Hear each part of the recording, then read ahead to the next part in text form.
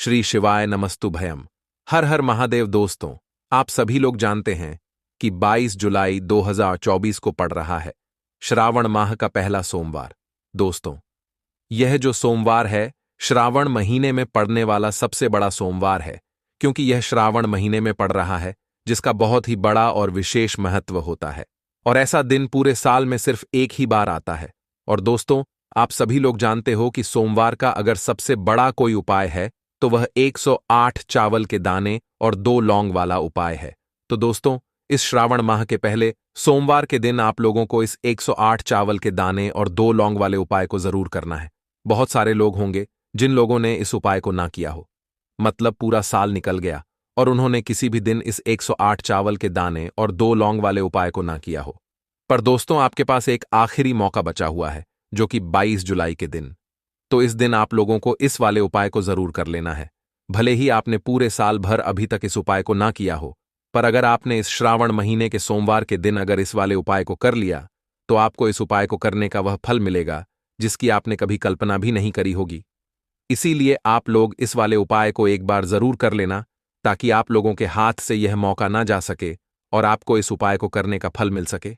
दोस्तों, यह उपाय पंडित जी ने अपनी अभी की ही शिव महापुराण की कथा में बताया है, जिस उपाय को आज हम आपको बहुत अच्छे से समझाने वाले हैं।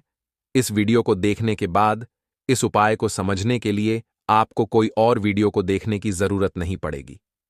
तो चलिए दोस्तों, उपाय को शुरू करते हैं। देखिए, यह श्रावण महीने के सोमवार के दिन यह इतना खास होता है, इतना महत्वपूर्ण होता है। देखा है, कभी कभी बड़े बड़े पूजा पाठ अनुष्ठान से जो मनोकामना पूर्ण नहीं होते, वह श्रावण महीने के दिन एक छोटे से उपाय करने से ही आपकी मनोकामना पूर्ण हो जाती है। और बहुत सारे लोगों ने इस उपाय को किया भी है और उनको इस उपाय को करने का फल भी जरूर मिला है। अगर आप लोग भी इस उपाय को करना चाहते हैं तो आप इस उपाय को पहले अच्छे से समझ लेना, सुन लेना, उसके बाद करना। आपको इस उपाय का फल जरूर मिलेगा।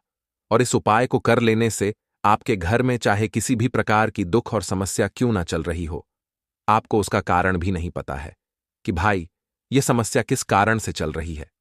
उसका कुछ भी कारण हो सकता है, जैसे पितृदोष हो सकता है या किसी भी तरह का मंगल दोष भी हो सकता है। तो इस दिन आप लोगों को यह वाला उपाय कर लेना है। यह एक ऐसा उपाय है जिस उपाय को अगर किसी विशेष दिन पर किया जाए तो भाई उस विशेष दिन का जो है वह तो हमें मिलता ही मिलता है, पर हमने उस दिन पर इस उपाय को किया है तो हमें उससे भी बड़ा फल मिलता है और फल बहुत जल्दी मिलता है, क्योंकि आप इस उपाय को बहुत ही बड़े और विशेष दिन पर कर रहे हो। तो चलिए अब उपाय के बारे में बात करते हैं, लेकिन उससे पहले आप लोगों को यह जानना आवश्यक है कि आखिर यह उपाय किस समय करना है, किसको करना है और कैसे करना है। तो चलिए हम आगे आपको वीडियो में एक एक करके बता देते हैं। लेकिन उससे पहले अगर आप लोग हमारे चैनल पर नए हैं तो हमारे चैनल को सब्सक्राइब कर लेना और इस वीडियो को लाइक करके कमेंट बॉक्स में श्री शिवाय नमस्तुभ्यम ओम नमः शिवाय जरूर टाइप कर देना। तो दोस्तों, इस 108 चावल के दाने और 2 लौंग वाले उपाय को हमें इस सोमवार के दिन कैसे करना है, किसको करना है, किस समय करना है और कहां पर करना है, ये सारे सवालों के जवाब आपको इस वीडियो में मिल जाएंगे। और जो ये वीडियो देखेगा भाई, उसको 108 चावल के दाने और 2 लौंग वाला उपाय जरूर करना चाहिए, क्योंकि इस दिन एक चावल के दाने का भी बहुत ही बड़ा और विशेष महत्व होता है। और जब बात आ जाए 108 चावल के दाने और 2 लौंग की, तो ये सोने पे सुहागा वाली बात हो जाती है और ये एक बहुत ही बड़ा उपाय हो जाता है इस श्रावण सोमवार का। तो अब दोस्तों, इस 108 चावल के दाने और 2 लौंग वाले उपाय को आखिर करना किसको है, सबसे पहले हम लोग वह बात जान लेते हैं। तो देखो, घर की जो बड़ी माताएं बहनें होती हैं, उन माताओं बहनों में से कोई भी एक बड़ी माता बहन इस वाले उपाय को कर सकती है। और दोस्तों, अगर आप चाहे तो अपने घर में से सभी सदस्यों को भी इस उपाय को करवा सकते हैं। अगर किसी व्यक्ति की खुद की कोई मनोकामना है, खुद की कोई दुख और परेशानी है जो कि वह अपने लिए ही करना चाहता है, इस वाले उपाय को तो वह खुद अपने लिए भी कर सकता है। बाकी अगर कोई घर में से ऐसा है जो कि अपने पूरे घर परिवार की सुख और शांति के लिए यह वाला उपाय करना चाहता है, तो भाई वह भी कर सकता है। उसमें भी कोई दिक्कत वाली बात नहीं है। कहने का मतलब ये है कि इस उपाय को हर एक सदस्य भी कर सकता है और पूरे घर परिवार के सदस्य के लिए घर की बड़ी माताओं बहनों में से कोई एक माता बहन भी कर सकती है। माताएं बहनें अगर घर में उपस्थित ना हो या वह यह वाला उपाय न कर पा रही हो तो फिर घर का कोई बड़ा सदस्य भी इस 108 चावल के दाने और 2 लौंग वाले उपाय को कर सकता है, चाहे फिर वह पुरुष ही क्यों ना हो, उसमें कोई भी दिक्कत वाली बात नहीं है। अब दोस्तों, इस 108 चावल के दाने और 2 लौंग वाले उपाय को हमें करना कहां पर है? हमें इसे शिवजी के मंदिर में जाकर करना है। बहुत सारे लोग प्रश्न करते हैं, हर एक उपाय को करते समय क्या हम इस उपाय को घर पर कर सकते हैं? तो इस वाले उपाय को आप घर पर नहीं कर सकते हो। इस वाले उपाय को करने के लिए आपको शिवजी के मंदिर ही जाना पड़ेगा। उसके बाद में दोस्तों, जो अगला प्रश्न निकल कर आता है वो यह आता है इस उपाय को लेकर कि आखिर इस उपाय को हमें किस समय करना है, सुबह के समय करना है कि शाम के समय करना है? तो देखो, इस वाले उपाय को आप लोग सुबह के समय भी कर सकते हो और शाम के समय प्रदोष काल में भी कर सकते हो। अब अगर आप पूछो कि भाई सबसे उत्तम समय कौन सा रहेगा इस 108 चावल के दाने और 2 लौंग वाले उपाय को करने का, तो हम आपसे बस यही कहेंगे कि इस उपाय को आप सुबह के समय करेंगे तो ज्यादा बेहतर होगा। बाकी अगर प्रदोष काल शाम के समय भी करेंगे तो भी अच्छा होगा, उसमें कोई भी दिक्कत वाली बात नहीं है। तो अब दोस्तों, जो अगली सबसे बड़ी और महत्वपूर्ण बात आती है वह यह आती है कि सुबह अगर हम उपाय को करेंगे तो हमें कितने बजे से लेकर कितने बजे तक के बीच में करना है, और शाम के समय प्रदोष काल में करेंगे तो हमें कितने बजे से लेकर कितने बजे के बीच में करना है। तो देखो, सुबह जितनी जल्दी हो सके आप उपाय को करने की कोशिश करना। बाकी अगर किसी कारणवश लेट भी हो जाओ, थोड़ी देर भी हो जाए, तो 10 या 11 या 12 बजे तक भी आप उपाय कर लेना, पर 12 बजे से ज्यादा देरी ना हो। ठीक है, इस बात का ध्यान रखना। उसके बाद में दोस्तों, अगर शाम के समय प्रदोष काल की बात करें, प्रदोष काल का जो समय है होता है वह शाम के 6 बजे से शुरू हो जाता है। मतलब शाम के 6 बजे से लेकर 7 बजे के बीच का जो समय होता है, यह समय प्रदोष काल का समय होता है। पर अभी जो मौसम चल रहा है, इस मौसम में जो है शाम बहुत देरी से होती है, तो आप इस उपाय को 7 या 8 बजे के बीच में भी कर सकते हो। मतलब शाम के 6 बजे से रात 8 बजे के बीच में आप कभी भी इस वाले उपाय को कर सकते हो, उसमें कोई भी दिक्कत वाली बात नहीं है। अब दोस्तों, यहां पर इस उपाय को लेकर एक और सबसे बड़ी बात यह निकल कर आती है कि इस 108 चावल के दाने और 2 लौंग को हमें लेना कहां से होता है, और हमें इस उपाय को करने के साथ में क्या और कुछ भी सामग्री ऐसी होती है जो शिव जी के मंदिर लेकर जानी पड़ती है। तो देखो, यहां पर हम आपको बता दें।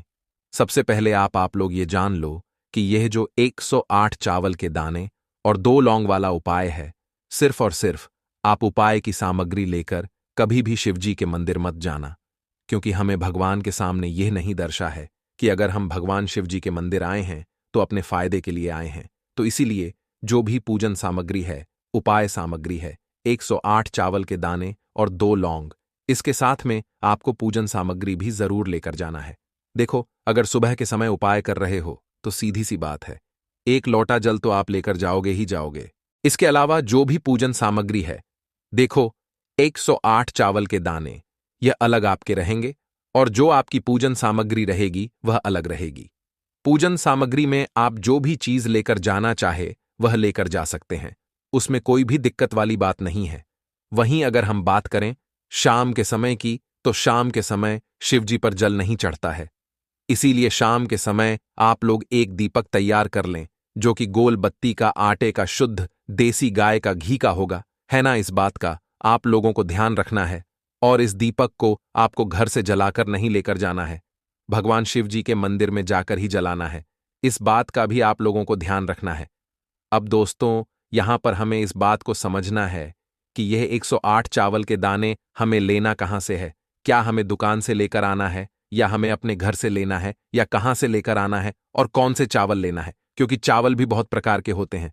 तो देखो, इन सभी सवालों के जवाब आप लोग एक बात में सुन लो कि भाई ये जो उपाय है, इस उपाय में आपको ये नहीं देखना है कि भाई कौन से चावल है, कौन से चावल नहीं है।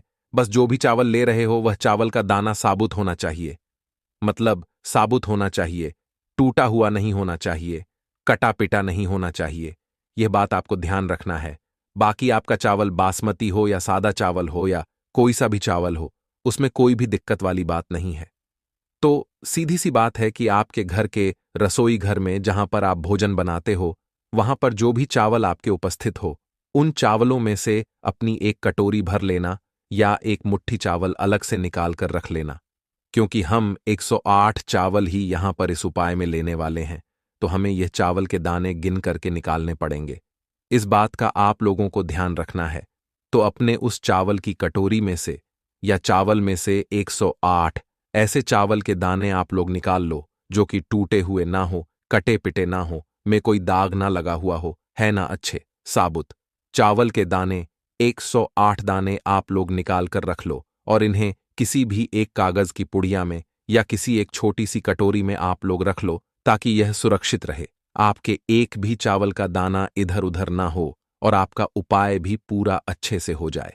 तो भाई, जैसे ही आपका उपाय की जो सामग्री है 108 चावल के दाने यह तैयार हो जाते हैं, उसके बाद मैं आपको जो भी अपनी पूजन सामग्री है सुबह के समय कर रहे हो, तो एक लौटा जल या पूजन सामग्री जो लेकर जाना चाहो उसकी भी तैयारी कर लेना।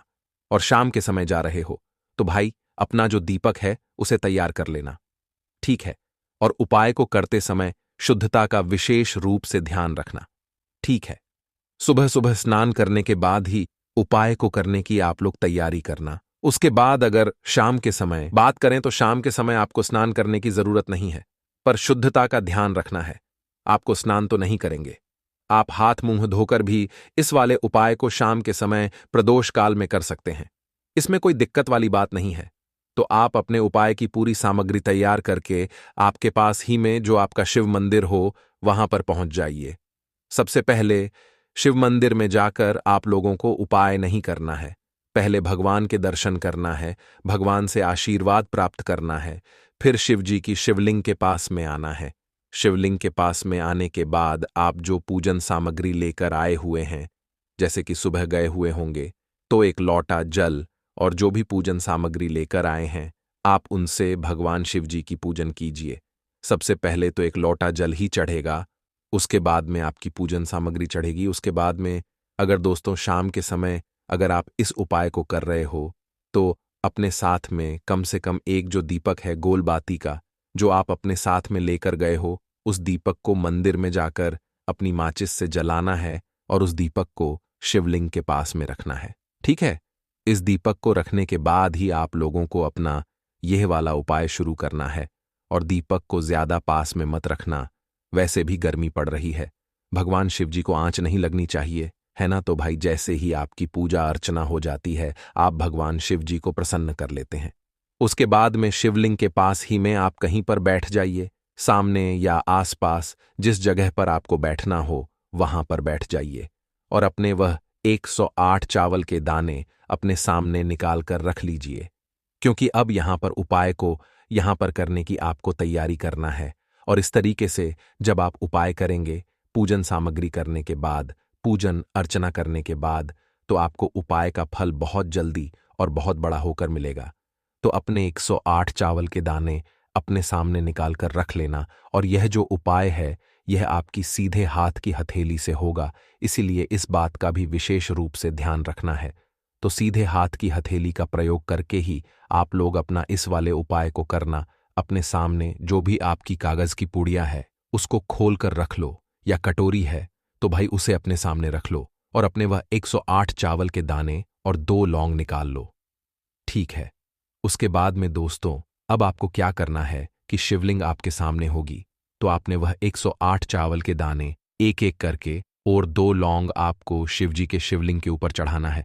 कहाँ पर चढ़ाना है? शिवलिंग के ऊपर चढ़ाना है और कहीं पर भी नहीं चढ़ाना है, आपको अपने हथेली से तो शिवलिंग के ऊपर चढ़ाना है। भले ही फिर वह अपने आप जलाधारी पर गिर जाए या मतलब वहीं पर गिर जाए, उसमें कोई दिक्कत वाली बात नहीं है, पर आप चढ़ाओ शिवलिंग के ऊपर ही। तो आपको क्या करना है, अपना पहला चावल का दाना उठाना है, श्री शिवाय नमस्तुभयम बोलना है और शिवलिंग पर चढ़ा देना है।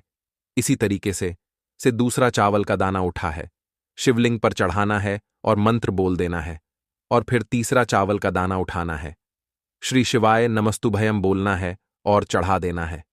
इसी प्रकार से आपको पूरे 108 चावल के दाने एक एक करके शिव जी के शिवलिंग के ऊपर चढ़ाना है और भगवान से प्रार्थना करते जाना है। मतलब प्रार्थना तो आपको आखिरी में करना है, पर हर एक चावल के दाने को चढ़ाते समय श्री शिवाय नमस्तुभयम जरूर बोलना है। उसके बाद ही मैं यह चावल का दाना शिवलिंग के ऊपर आपको चढ़ाना है। जैसे ही आपके 108 चावल के दाने और 2 लौंग शिवलिंग के ऊपर चढ़ जाते हैं, तो भाई उसके बाद में आपको क्या करना है? भगवान से अपनी मनोकामना बोलना है। मनोकामना भी कब बोलना है? जब आपका 108 चावल का दाना आपके सीधे हाथ की हथेली में हो और आप उसे चढ़ाने के लिए जा रहे हो। श्री शिवाय नमस्तुभयम बोलकर उस आखिरी चावल के दाने को शिवलिंग के ऊपर चढ़ा देना और भगवान से फिर अपनी वह मनोकामना बोल देना, जिस मनोकामना के लिए आप लोग अपना यह वाला उपाय कर रहे हो, जिस भी दुख और परेशानी के लिए आप लोग अपना यह वाला उपाय कर रहे हो, उसके बाद में जैसे ही आप अपनी मनोकामना बोल देते हो, आपका यह वाला उपाय पूरा हो जाता है। पर दोस्तों, उपाय को करने के बाद आप लोगों को 2 मिनट भगवान शिव जी के मंत्र का जाप जरूर करना है और मंत्र का जाप करने के बाद भगवान से एक और बार प्रार्थना करना है अपनी मनोकामना के लिए या अपनी जो भी दुख और परेशानी है उसके लिए। इसके बाद में आप लोग भगवान को देखकर, भगवान से प्रार्थना करके, उनसे आशीर्वाद लेकर वहां से उठ सकते हैं और अपने घर पर जा सकते हैं। बस दोस्तों, यहां पर यह वाला उपाय पूरा हो जाता है। इस तरीके से जो भी व्यक्ति छोटी छोटी चीजों का ध्यान रखते हुए इस 108 चावल के दाने वाले और उपाय को करेगा, निश्चित सी बात है उसे उसकी मनोकामना जल्द ही पूर्ण होगी और जो भी दुख और परेशानी है वह भी बहुत ही जल्दी दूर होंगे। और दोस्तों, अगर आपको हमारी यह वीडियो पसंद आई हो तो हमारे इस वीडियो को लाइक और चैनल को सब्सक्राइब जरूर करें। हर हर महादेव। ओम नमः शिवाय।